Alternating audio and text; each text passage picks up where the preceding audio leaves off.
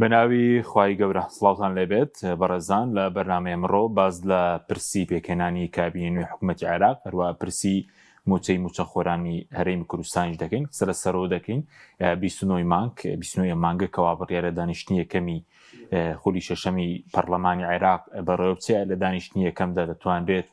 سەرۆکی پەرلەمان و جێگەرەکانی یەکلا بکرێتەوە قۆناغی دواتر هەڵبژاردننی سەرۆ کۆماریشە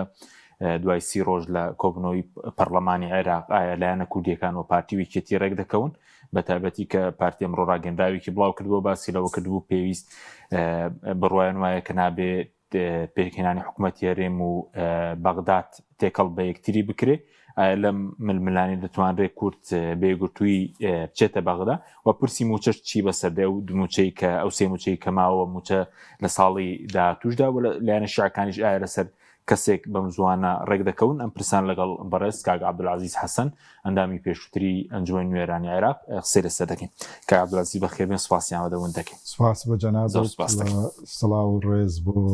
بینەرانی عزیزی پەیام بۆ کارمەندان. سوپاس دەکەین. ئەگە سەرەتا لە کۆبوونەوەکەی پەرلەمانی عێراقەوە دەست پێ بکەین سەرۆکۆمار 29 مانگەی دیاری کردووە. دەبێت لەو کاتە کۆبوونەوە کە بەڕێوە بچێ و لە یەکەم کۆبوونەوەی پەرلەمانی عێراق دەبێت چی بکرێ بەپێی دەستور بێ بەپێی پێڕەوی ناوخۆی پەرلەمانی عێراق بێت. سەرەتا بەپێی مادەی 54 لە دوایەوەی محکەمەی اتحادی تەصدیقی سەرنجامی ینی نەتایجی هەڵبژاردنەکە ئەو کاتە بۆ 15 ڕۆژ کە کاتە 29 مانگ بەپێی مادەی 54 ئەبێ یەکەم جەلسەی پەرلەمان دەست پێ بکە و لە یەکەم جەلسەیە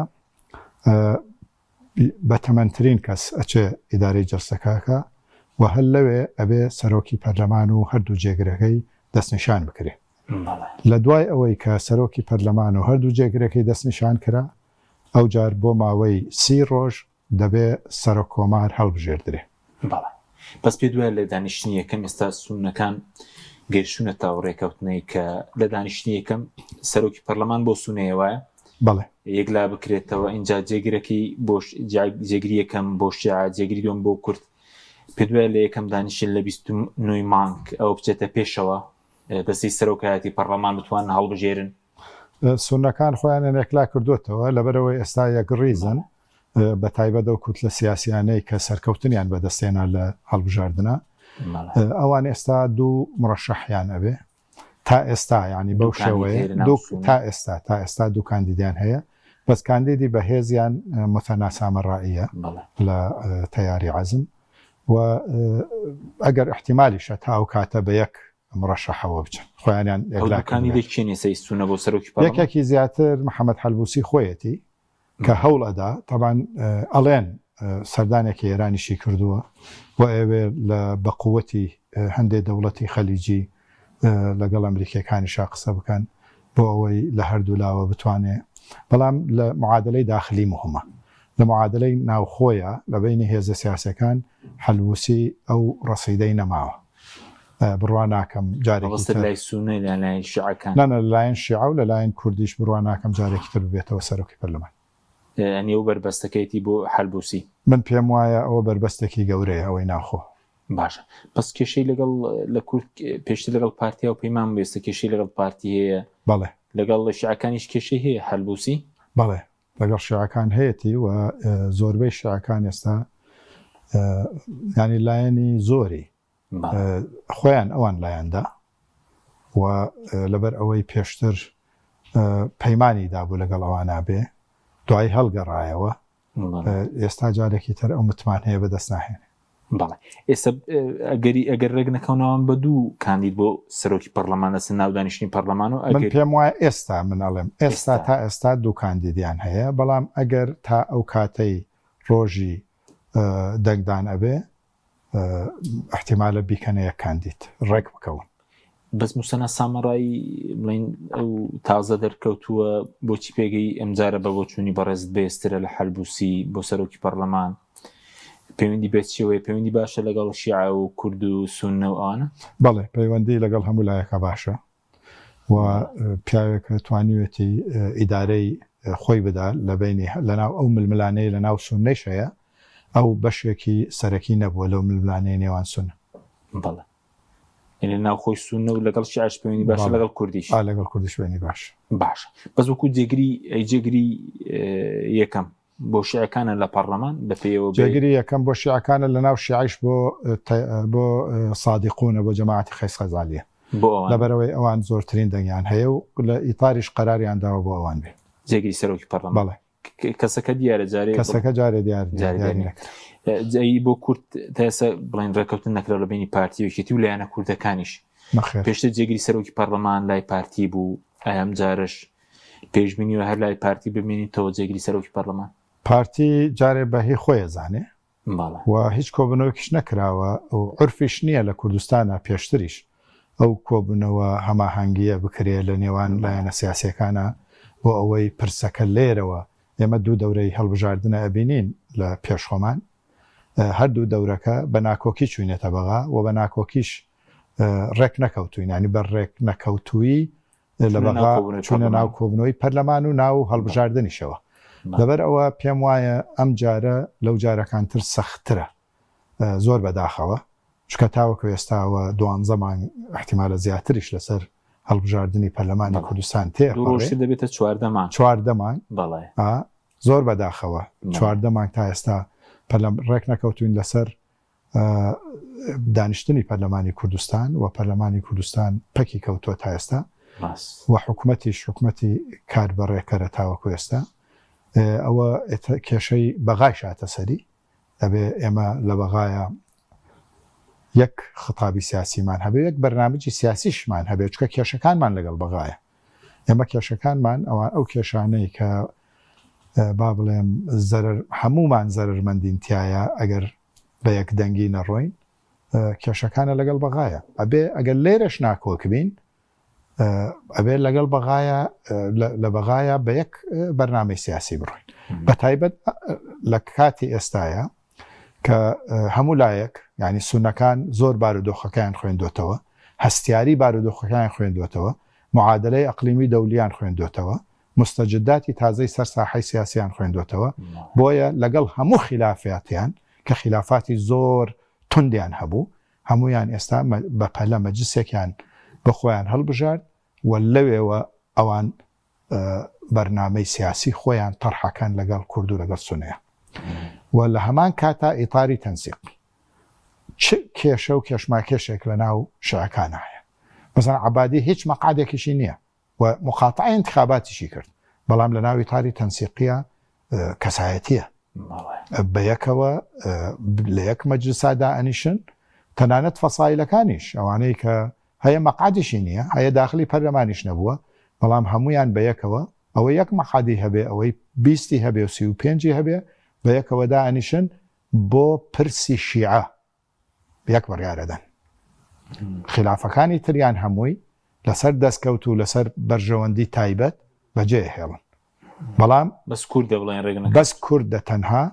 بەس کوردە تەنها ڕێک نەکەوتووە و من پێم وایە ڕێکیش ناکەوێ پێم وایە هەرچەند من نامەوێ ناومێد بم بەڵام لەبەر ئەوەی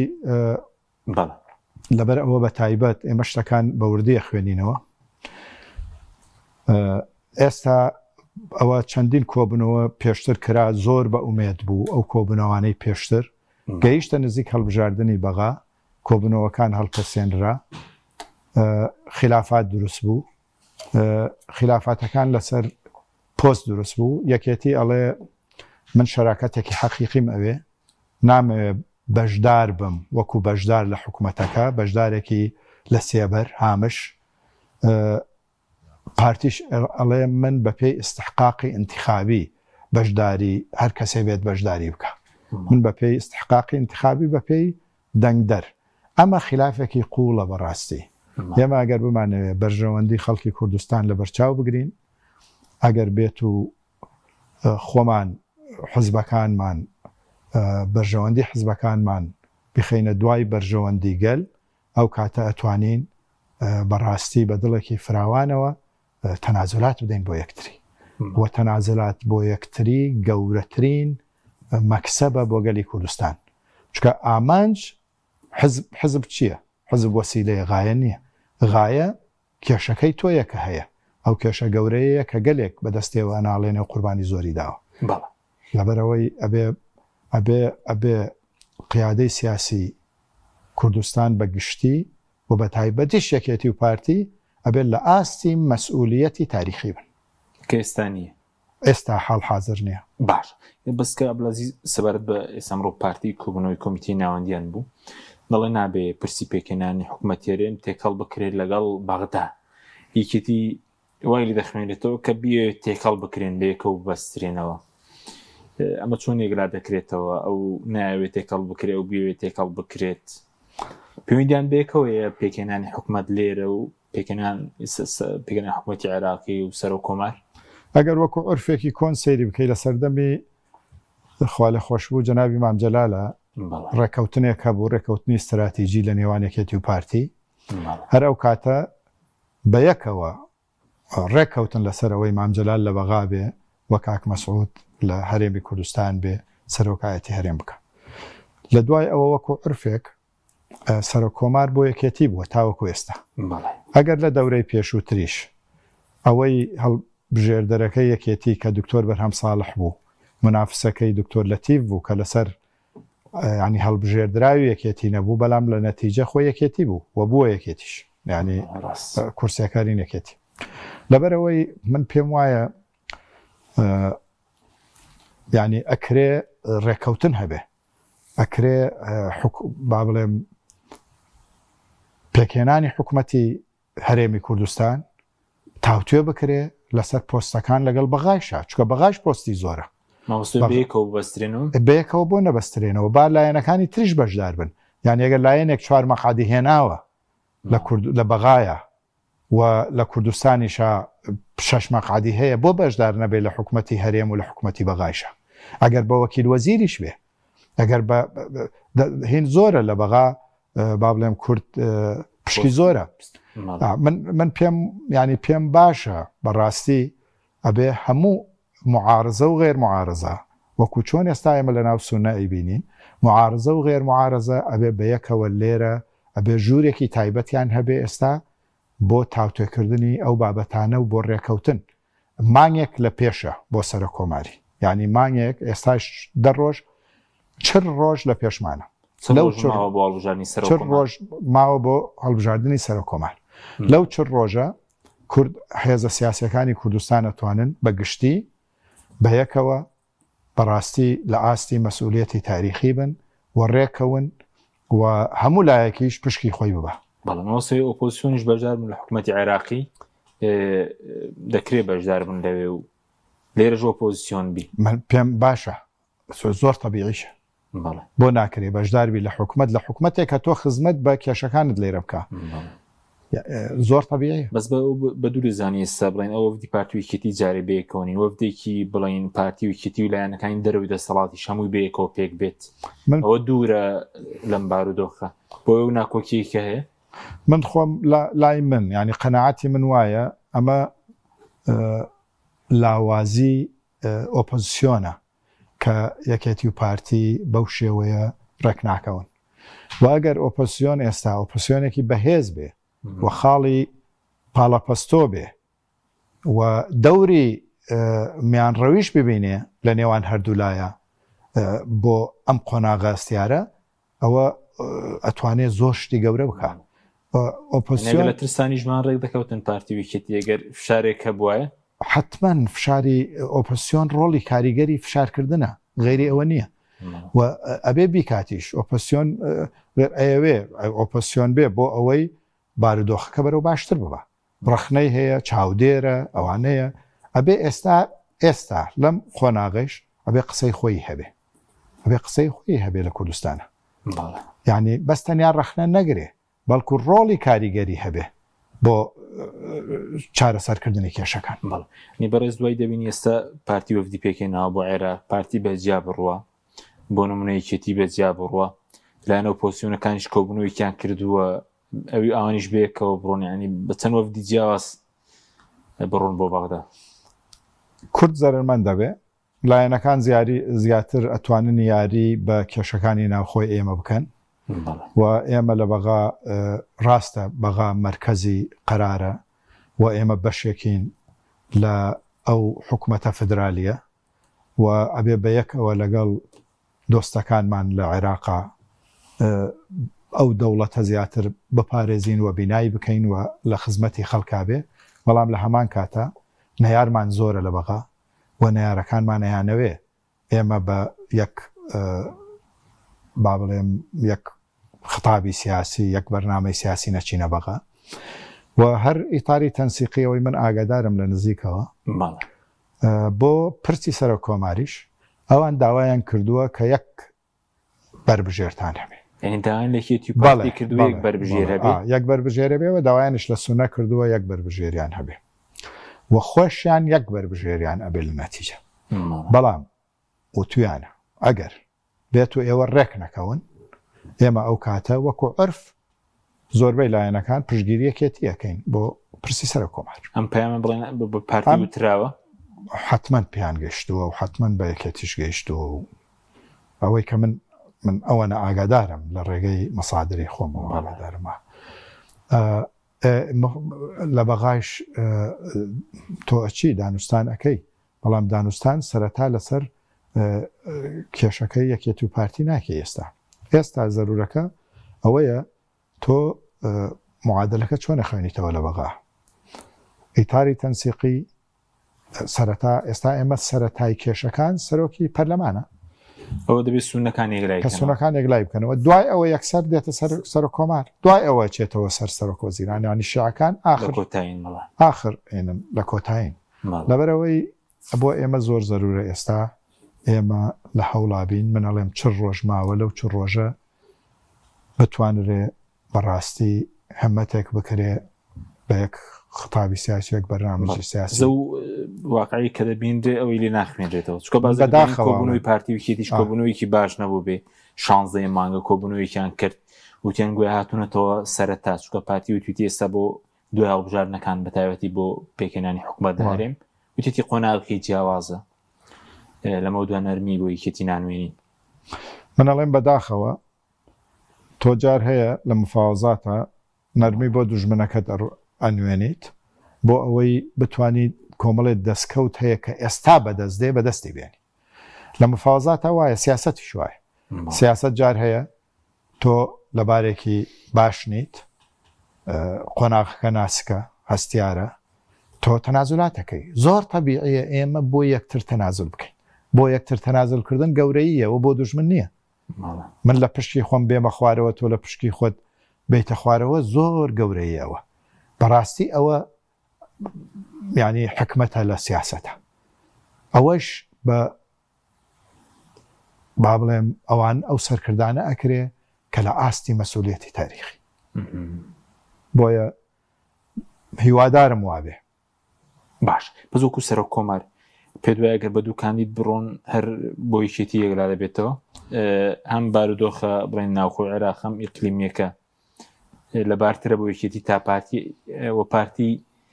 هەر دەیەوێت سەرۆک کۆماری جوەرگریان وەکو فشارێک بەکاری دێنێ. نا من پێم وایە وەکو فشار بەکارێنێ پارتی لە نەتیجە ئەبێ ڕازی بێت، چۆن ئێستا لە ناو شیعەکانە سەرۆک وەزیرانێک مەسەلەن مالکی مەقعدێکی زۆری هەیە، خەیس خەزعەلی مەقعدێکی هەیە، ئەو دوانە زۆر ئەساسن کە ڕازی بن لەسەر مڕەشەحێک کە بۆ سەرۆک وەزیران بێ، ئەبێ ئەوان ڕازی بن بەبێ ڕەزامەندی ئەوان نابێ لە ناوی تارە هەڵبژێر دەرێ. لە ناو کوردیشە ئەگەر مڕەشەحێکی یەکێتی هەبێ ئەبێ مەقبول بێ لایەنە سیاسەکانی کوردستان هەمووی، یعنی ئەبێ مەقبول بێ. بۆیە هەم شیعە هەم سونە ئەڵێن ئەبێ کورد یەک بربژێری هەبێ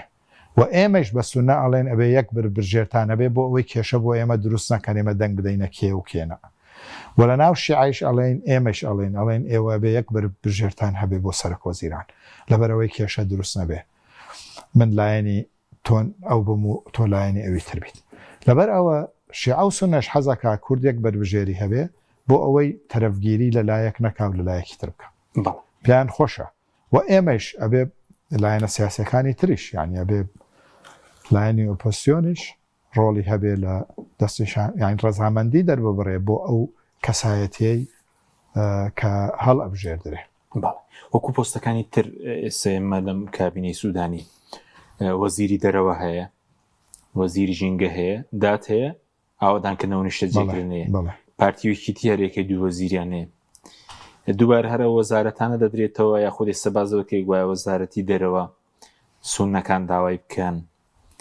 وەزارەتی دارایی بە کورد بدرێ. چۆن ئەو کێشکتە ئێستا ڕوون لە وەزارەتەکان؟ وەڵا تا ئێستا ئەوە کەشماکێشی لەسەر دروستە بێ و تاوان خۆی با بڵێم عێراق بەرەو قەیرانە ڕوە، بەرەو قەیرانە ڕوە. سەرەتا قەیرانەکان قەیرانی اقتصادیە بێلەوەی قەیرانی سیاسی، چکە قەیران اقتصادێکە ئێستا کەش دەوروبەری $6 کێشەی دروست کردووە، کێشەی دروست کردووە حتمما وە کێشەش دروستەکە لە داهاتوو لەبەرەوەی زۆربەی ئەو پرۆژانەی کە طرح کرا لە میز ئەو موازنەی ئەو 3 ساڵە تا ئێستا تەواو نەبووە و پارەی زۆر لە مقاولەکان ماوە تا ئێستا کە پێیان نەدراوە و پرۆژەکانیش تەواو نەبووە و لە هەمان کاتە قەیرانی موچەدانشمان هەیە لە داهاتووە، چکە بەپێی ئەو خەبیرە اقتصادیانەی کە قسەکەن ئەگەر بێت و نەوت بگاتە $50 تەنانەت موچەیش ناتوانرێ بە کاملی بدرێ، چکە ئێستا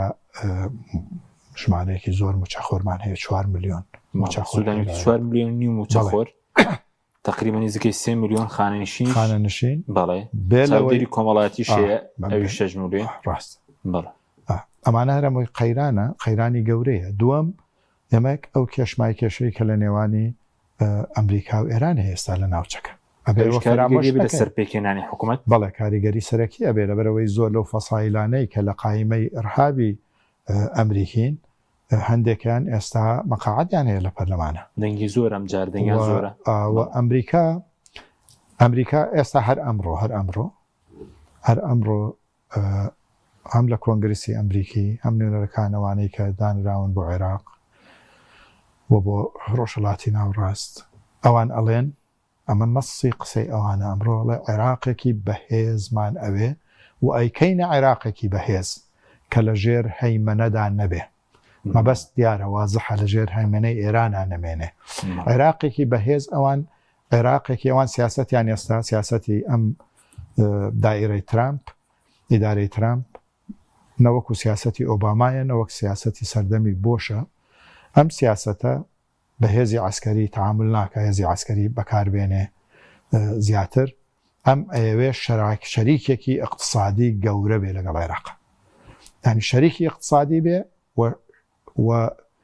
هاوڕای ئەمریکا بێ لە ناوچەکە. هاوڕای ئەمریکا دیارە، ینی ئەبێ دژایەتی ئیسرائیلیش نەکە، وان بۆ چێتە سەر ئەمنی ئیسرائیلیش پارێزێ. دەتوانێت ئەمریکا و پەچکو پێش هەڵبژاردنەکانیش دەوترا شیعەکان دۆخیان زۆر خراپە، بەزێمە دەبین هاوکشەی دوای هەڵبژاردنەکە گروپە چەکدارەکان بڕوان ناکەم لە دوای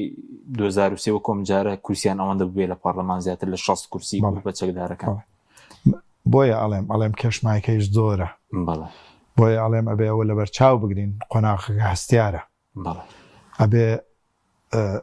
هەروە ئێرانیش نایەتە ژێر بار ئەوەی ئەمریکا بێوە جێبەجێ بکە و ئەوانەی ناوخۆی عێراقیش هەندێکیان عقایدین بڕوان ناکەم بە هیچ شێوەیەک ئەگەر بۆ ماوەیەکی سیاسەت بکەن، بەڵام لە داهاتوو هەر ئەوان خاوەن بیر و باوەڕی خۆیانن. لەبەرەوە ئەم کێشانە ئەبێ لە بەرچاوی بگرین ئێمە لە عێراق وەکو کورد تەبان ئەبێ لەبەر ئەوەی ئێمە ئەبێ خۆمان ئامادە بکەین. ئێستا دەنگێک تەنانەت ئەمریکیەکان گەیشتونەتە ئەو قەناعەتە و کۆنگرسی ئەمریکایش گەیشتۆتە ئەو قەناعەتە و زۆربەی دەوڵەتە ئەوروپیەکانیش گەیشتونەتە ئەو قەناعەتە کە عێراقێکی زەحمەتە، ساعبە. عێراق لە ماوەی 30 ساڵە نەیتوانیوە بێتە دەوڵەتێک بەهێز بێ لە ناوچەکە و ڕۆڵی هەبێ لە ناوچەکە، بۆتە دەوڵەتێکی تابع، دەوڵەتێکی فەساد، دەوڵەتێک ژێرخانەکەی وێرانە، لەگەڵێکا ڕێک ناکەون، ڕێک نین، یعنی سیستەمێکی سیاسی سەرکەوتویان نەبووە تاوەکو ئێستا، تەنانەت فدرالیش. لەبەر ئەوە بیر ئەکەنەوە بۆ داهاتوو ئەگەر ئەمە وا بڕوە لە شێوەیەک لە کۆنفدرالی لە عێراقا دروستکەن یان تحتە وسایە بێ، زۆر طبیعی ئەمە. بەس خۆ لە ماوەیە نوێنەری بڵێن تۆم بارەک باسی لەوە کرد بوو فیدراڵی و ئەوانە وەهمن بۆ عێراق و بۆ سووریە، بەڵێ ئەمریکا بۆ کاروباری سووریە، باڵێزی ئەمریکاشە لە تورکیا ئاچکە سیاسەتی ئەمریکا وایە وڵاتی بەهێزی ئەوە ئێستا وڵاتی بەهێز بۆچی بۆ ئەوەی لەو تەیارانە بدا کە دژ بە ئەمریکا و سەسەوەلی ناخوێنێتەوەوان لەگەڵ دەوڵەتێکی مرکزی بەهێز دابن آخر مرکزی ئەوان لەگەڵ ئەوەن ئەگەر وڵاتەکە متەجانس بێ لە ڕووی ئیسنی و قەومی و ئەوانەوە زۆر تەبیعیە مرکزی بێ لای ئەوان زۆر تەبیعی ئەوان دیموکراتێت لایەن هەر کێشە نییە بەڵام کێشەکە ئەوەیە لە عێراقا متەجانس نین بە هیچ شێوەیەکیش حکومەتێکی مرکزی تەجربە کراوە پێشتر سەرکەوتو نەبووە بۆ سەرکەوتوش نابێت لە داهاتوو چکە ئێستا واقعەکە جۆرێکی ترە لەبەرەوە احتیمالە کۆنفدرالی بێ ئێستا لە بەسرەیە من پێم وایە لە ئەو داواکاری بۆ هەرێمی بەسرە کێسە کۆمیسیۆن کارێک کردووە من پێم وایە بەشێکە لە ئەجندەیە بەشێکە لەوە بە شیعەکان ڕێگە دەدەن بەغدا ببێتە هەرێمەیەکی فێدراڵی و هەرێمی کوردستان ڕێگە نادەن بەڵام لە ئێستاوە ئەخرێتە بەردەست لە ئێستاوە ئەکرێتە بابەتێک کە قسەی لەسەر بکرێ کە بەسرە خۆتەزانانی ئەو مەوزوعە کۆتایی هاتبوو هەر لەبیر هەرێمی بەسرە بەڵێ ئێستا جارێکی تر هێنەوەی بەسرە زیندوو بۆتەوە کە زیندووە بێتەوە حتمما سەر ئەجندەیەک هەیە بەس قورس نیە جێبەجێکردنی ئێستا دەڵێن یەکەم قۆناغی یەکەم لە سەدا دووی دەنگدەران داوا بکەن ئەو فۆرمی هەرێمی بەسرە کارا بکرێت دوای دەنگ لە سەدا دەی دەنگدەرانیە و پارێزگایە دەبێت دەنگ بدەن بۆی بچێتە ڕاپرسیەوە قۆناغی زۆری ناوێ بربەستی زۆری نیە لە ئێستاوە زەمینە سازکردنە بۆ ئەوەی بزان قۆناغ مستەجداتەکان چییە بزان ئەوەی سەر هەڵەدا لە داهاتوو چی سەر هەڵەدا ئێمە هەمومان نەزانین کێشەکان جارێک لە لبنانە ماوە بە تەواوی چارەسەر نەبووە حکوومەتی لوبنان تا ئێستا سەقامگیر نەبووە حکوومەتی سووریا تا ئێستا سەقامگیر نەبووە کێشەی گەورە لە سووریا ماوە ئەمانە هەر هەمووی وەزعی عێراقیشەوە هەر هەمووی بابەتن چکە ئەمە نەبەس پەیوەندە بە ئەم ناوچانەی خۆمانەوە بەڵکو پەیوەندە بە خەلیجەوە هەر هەمووی پەیوەندە بە ڕۆژهەڵاتی ناوڕاستەوە هەر هەمووی پەیوەندیشە بە مەساڵحی هەموو وڵاتانی دنیاوە ئەوانەیش کە سراعیان لەگەڵێکا هەیە ئەمریکا و سین ئەمریکا و رووسیا ئەمانە کە ململانێش لە بینیان هەیە ئەم ناوچەیە پەیوەندی بەوانەوە هەیە چکە تەنیا وابەست نییە بە سووریە بە تەواوی یاوە بەست بێ بە لبنان یاوە بەست بێ عێراق وابەستە بە خەلیج کە خەلیج ئەکاتە ینی بڕبڕاگەی اقتصادی دنیا ئێستا و بازاری دنیا بازارێکی گەورەیە ینی بۆ ساختکردنەوە و بۆ ئەوانە بە تایبەت ئەگەر بینە سەر نەوت و ئەوانش لەبەرەوە هەمووی پەیوەندە بەیەکەوە باش بینی سەر پۆستەکانی کوردەمجارە پۆستی سیادی دەرێتەوە بە کورد وەکو وەزارت لە وەزارتی دەرەوەمان هەیە نەوتمان هەیە بەرگری ناوخۆ دارایی ئەگەر کورد بە یەک ڕێزی بە یەک خطابی سیاسی بە یەک بەرنامجی سیاسی بڕواتە بەغا 100% هەموو دەستکەوتەکانی بەدیهێنێ و پێداگیری لەسەریەکە بەڵام ئەگەر بەو شێوەیە نەبێ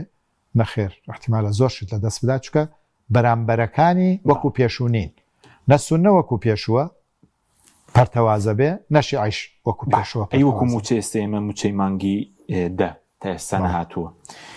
تەیف سامی ئێستا دەڵێ دەبێ میزان مراجعی مانگی دەمان بۆ بنێرن وەزارەتی دارایی 120 میلیارد بنێرن کە تا ئێستا نیان نردووە و نووسرای وەزارەتی نەوتی عێراقیشان بەرز بێ کە نەوتی هەرێم هەر دەڕوە ئەو بۆ موچەی مانگی پێرەچێ بێ ئەی موچەی مانگی 11 پێچێ لە بینی هەرێم و بەغداد بیخۆن ئەنی نەدرێ خۆی فرسەتێک لە بەردەستە تا سەریمان ئەو فرسەتە ئەگەر بێت و هەرێمی کوردستان زۆر پێداگری بکە لە سەری بۆ ئەوەی ئەو موچانە نەفەوتێ بیخاتە موازنەی 2026 ئەگەر خستێ سەر موازنەی بە موافقەی مەجلس وزەرا خستێ سەر موازنەی 2026 ئەوە چکە موچەی خەڵکە مەجلس وزەرا بۆی هەیە قەرار بدا دەتوانێت قەرار بدا لەسەر ئەوە چکە پێشتر اتفاق بووە لە مانگینەوە اتفاق بووە لەسەر ئەوەی کە بڕی ئەوەنە بنێری 120 هەوەی بەزنیان نادوە 120 میلیارەکەوانی ئەنێردرێ ئەمڕۆ تاخیرە بێت دوو ڕۆژ تەخرێ بڕیاری لەسەر درا و ناتوانین نێنێری بەڵام بڕیار لەسەر ئەوە بدرێ کە ئەو دوومانگە 11 و 12 ئەچێتەوە سەر ئەو ئەگە بڕیار نەدرێ لەسەرەوە و بچینە ساڵی تازە دەفەوتێ ئەوە ئەرکە لەسەر ئێستا پارتیویکێتی نیانەوێت لێرە 120 میلیارد بدەن هەم لەوێشەوە ڕەنگە بارودۆخی دارایان باش نەبێ حەز نەکەن بۆ نمونە تریلیۆنێک دینار بنێرن ئەوانە حەز ناکەن بینێرن لێرەش ئێمە زەرمەند دەبینەگەن نەینێرن خۆی پارتی وێکێتی لێرە حەز ناکات 120 میلیارەکە بڕوا. بەعکسەوە پارتی وێکێتی ئەوە زۆر ئەگەر هەرچەند من زۆر داوای لێبوردن ئەەکەم ئەڵێمی یاغنیشن ئەگەر وابیر بکەنەوە کە 120 میلیارە چێ بۆ بەغا تۆ تریلیۆنێکت بۆ دێت تۆ بازارت پێ ئەبوژێتەوە ئاوەدان ئەبێ هەموو خەڵک بازارەکەوێتە گەڕ ئەمە تۆ خەسارەتێکی گەورەیە ئەگەر بۆ 120 میلیار تۆ تریلیۆنێک لە دەست بدە کێوەکە بڕوا ناکەم. بەڵام بڵێنەوە بۆ خەڵکە و ئەوی تریش ئەگەر ڕاستی بەغدا نەکرێت لێرە بۆ خۆیان نەبڕوا ناکەمەوە بەو شێوەیە بەعکسەوە تۆ بازار بژێتەوە ئەوانش قازانجەکە ئەی تەمان بازار زۆربەی محرکی ئەساسی بازار لە دەستکەیە دەبێت بۆ قۆناغی داهات و بۆ 2026 سەنە و تێرێم هەر دەڕوا بەس پێویستی بە ڕێکەوتنێکی نوێیەوە ڕەنگە یاسای بودجە دوا بکەوێت پەسەندکردنی چووکە حکوومەتی سێ سوودانی کاربڕێکەوت و ناتوانێت یاسای بودجە بنێرێتە پەرلەمان دەبێت ڕێکەوتنێکی چۆن بکرێ بۆ 2026 ئەبێ کورد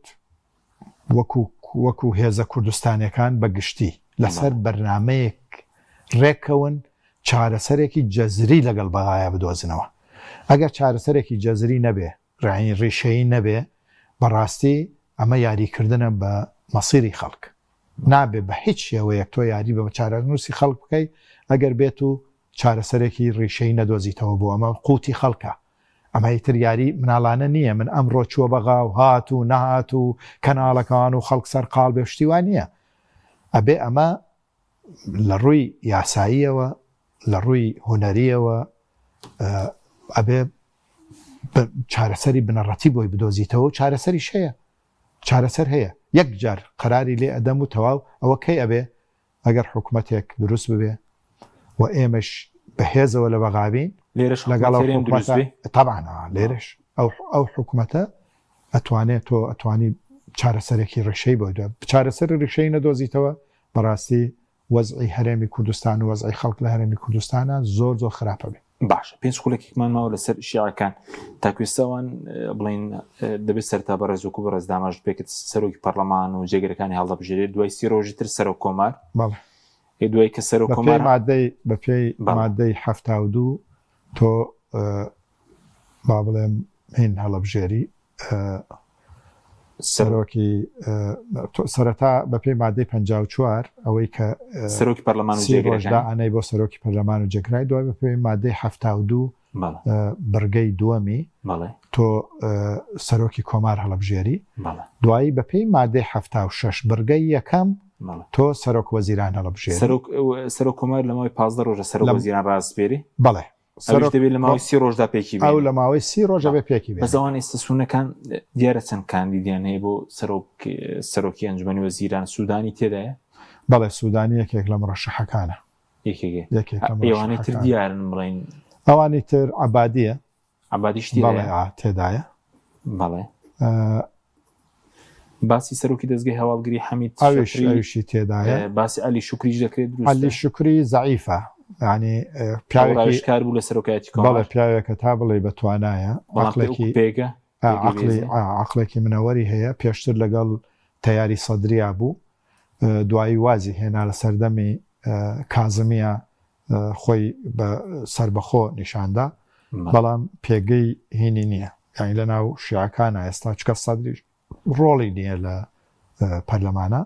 و لە ناو پەرلەمانە هیچ سوقلێکی نییە عەلی شوکری ینی خۆی بەتەنهایە بەڵام وەکو کەسایەتی خۆی مالیکی خۆی تێدایە لە ناوەکان بەڵێ مالکێکە لە مڕەشەحە هەرە بەهێزەکانە